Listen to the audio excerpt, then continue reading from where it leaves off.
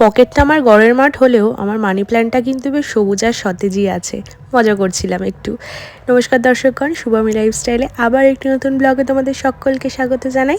আজকের ব্লগটা শুরু করলাম এই সুন্দর সুন্দর ফুল দিয়ে আর সতেজ গাছগুলো দিয়ে।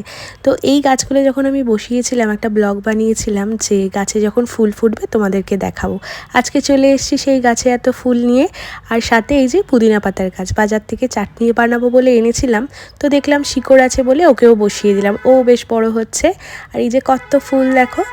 আর মাঝে মাঝে মনে হয় যে ছোট ছোট জিনিসগুলো যদি আমরা এইভাবেই একটু যত্ন করি, একটু ভালোবাসা দিই, তাহলে সেটা বোধহয় আমাদের কাছে এত সুন্দর হয়ে ফিরে আসে।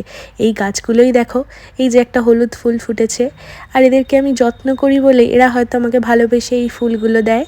আর এই যে একটা সাদা গোলাপ সাথে, আর আমার বাগানে একটা ছোট্ট জিনিস হয়েছে, বেশ সুন্দর কিন্তু। এই যে একটা ছোট্ট লাল গোলাপ, সামনে সরস্বতী পুজো, ভ্যালেন্টাইন্স ডে, যে যার ভালোবাসার মানুষকে নিশ্চয়ই লাল গোলাপ দিয়ে প্রপোজ করবে।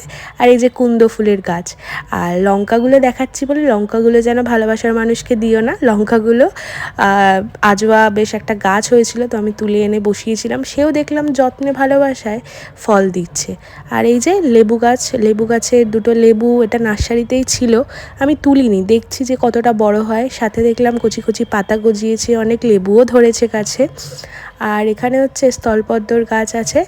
আর এখানে ধুত্র ফুলের গাছে কত ধুত্র ফুল হয়েছে দেখো, বেশ অনেক ধুত্র ফুল হয়।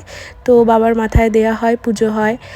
ভালো লাগে বেশ, যখন মন খারাপ লাগে এই ছোট্ট বাগানটাতে আসি, এদেরকে যত্ন করি। আর এই শীতকালের মধ্যেও আমার জবা গাছে কুড়ি এসছে, দেখে তো বেশ খুশি হয়ে গেলাম।